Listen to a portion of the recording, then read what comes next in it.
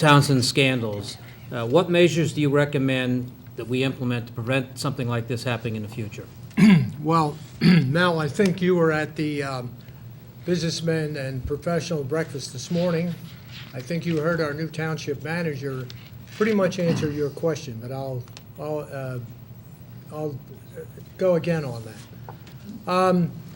First of all, we decided to, instead of replacing Kathy Goldhahn as the assistant township manager, or as she was the assistant township manager, we decided to put a finance director in.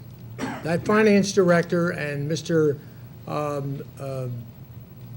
Bob Pellegrino have now started a process of all kinds of programs that will eliminate anything that happened while Mr. Townsend was there in the future.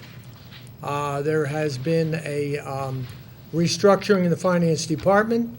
In fact, Mr. Pellegrino has restructured some of the regular people that are working in the township to different positions to bolster a better administration and a better run administration.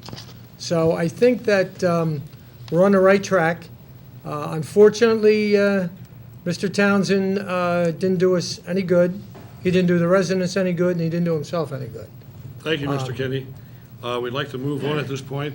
Mr. Palestina, please. I agree with Mr. Kinney, but as far as telling you what procedures we have in place, that would be kind of foolish, because if there are procedures to prevent fraud, we wouldn't want to know people have it. But my friend over here, Mr. Rothermel, here's a picture blown up of his debate 2 years ago, where he had a stack, about a foot stack of papers.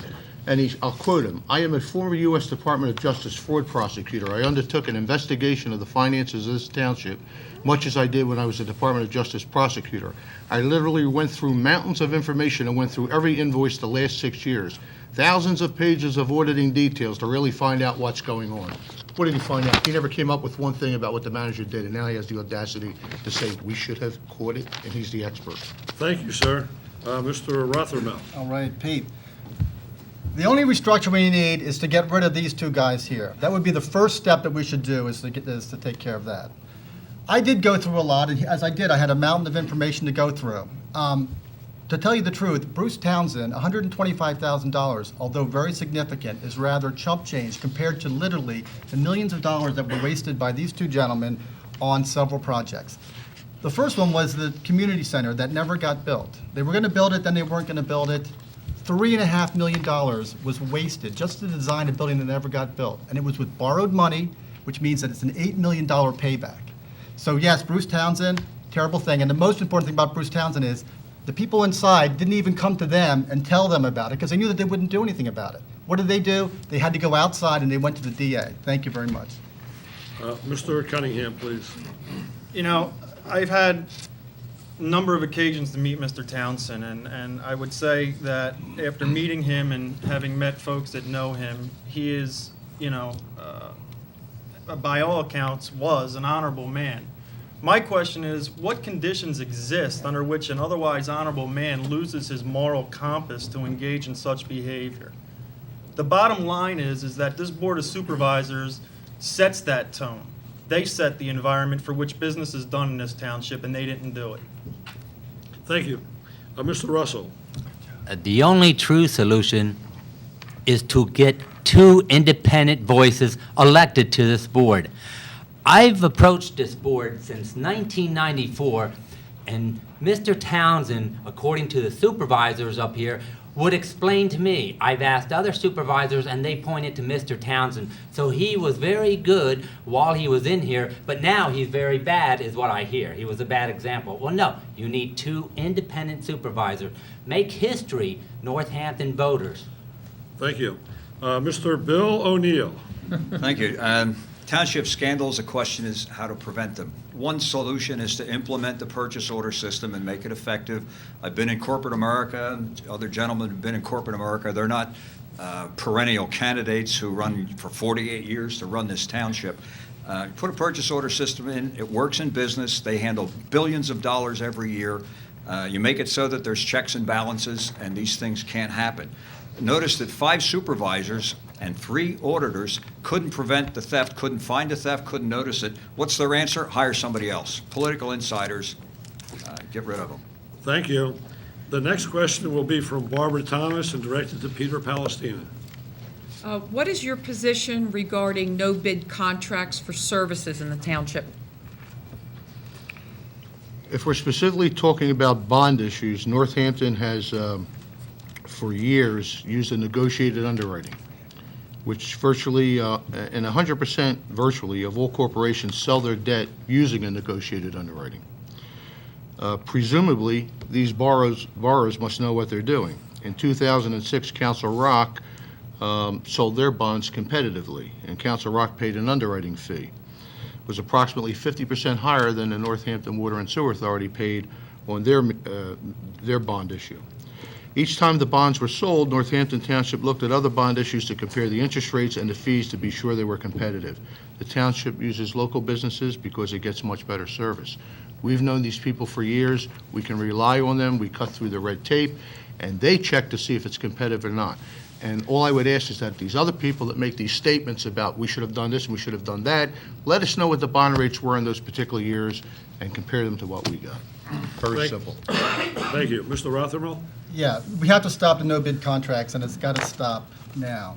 It is not illegal, that's the problem. It's not illegal to do a no-bid contract for a professional service. So for engineers, architects, their lawyer, and also for the brokerage. But it doesn't make sense. So you should competitively bid if you can, and you should.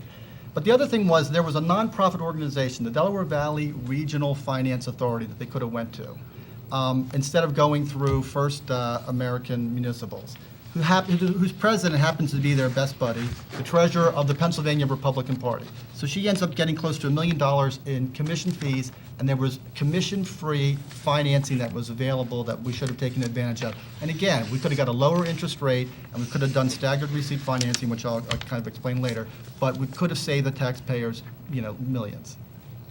Thank you. Thank you very much. Mr. Cunningham?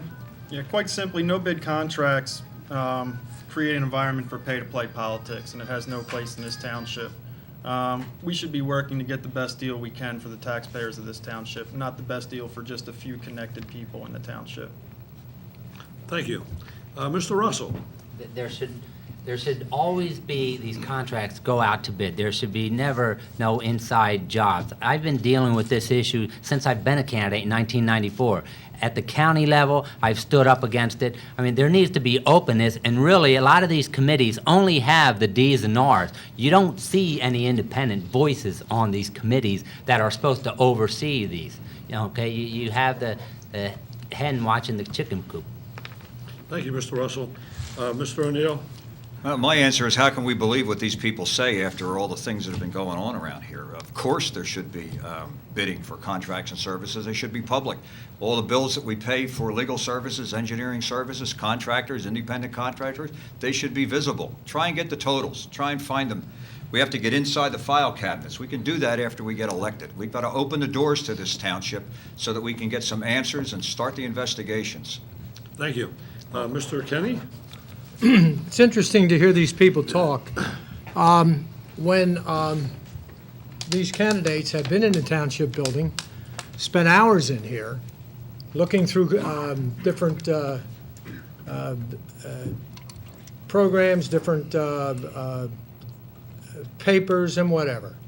And as far as the bonding issue goes, or as far as the bids go, we've done it both ways. We've taken bids, and we've also used one person.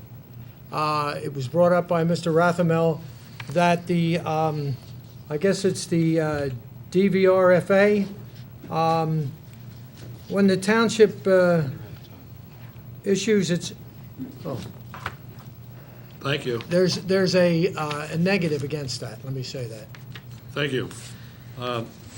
The next question will be from Jeffrey Deisler and directed to Mr. Frank Rothermel. Mr. Rothermel, what is your position on an ordinance requiring residential tenant registration? I would be in favor of that.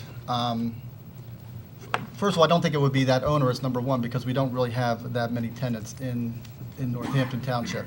And the second thing is, if we're going to have taxes, it has to be a shared burden by all people. And so what happens is with an occupation tax, the way that it works is that they don't have records for renters. There's no obligation for the renters to have to send their address and contact information, into the taxing authority. So what happens is, all the homeowners end up paying occupation taxes, but the tenants don't, and that's not fair.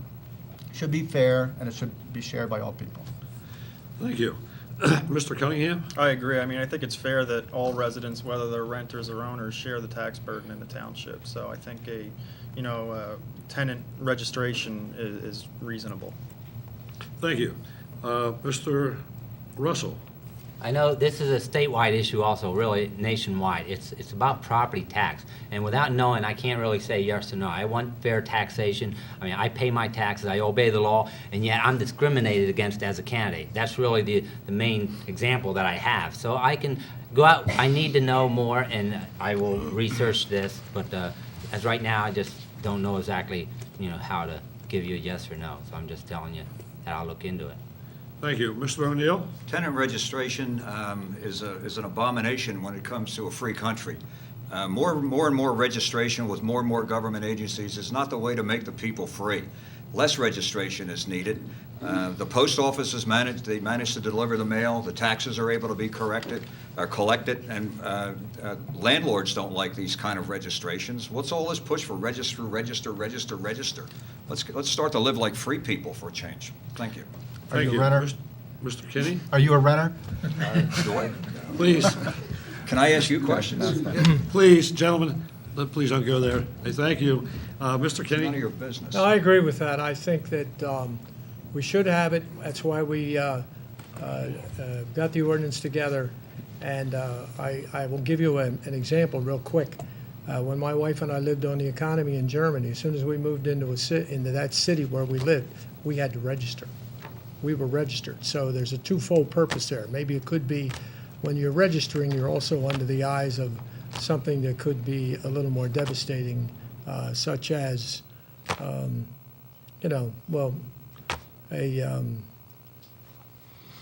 terrorist or whatever. Thank you. Mr. Palestina? I agree with everyone up here except Mr. O'Neill. Thank you, Peter. Thank you. We can move on. The next question will be from Mel Smith and be directed to James Cunningham. Mr. Cunningham, this program, the Candidates Forum, has requested that it be aired on Channel 23, the municipal television station. And in the past, we've been denied. What's your position on expanding the use of Channel 23 for this and other community groups? I absolutely think that channel should be used to host this forum as well as any community event on that channel. That's what that channel's for, is local government, public access. So that's basically my position on that, is that, this should be televised on that channel. Thank you. Mr. Russell? It definitely should be televised. It's not political. It's a dog and pony. It's smokescreen that's saying it's political. It'd be political if only the D's or R's was up here and I was excluded. But all the candidates, the people of the township, want to know if there's any choice to get out of this stealing and just plain corruption, like my friend Bill O'Neill said. So no, I'm definitely for just openness. It should be on the channel, township channel, where more people can see it and not just some insiders and a few people.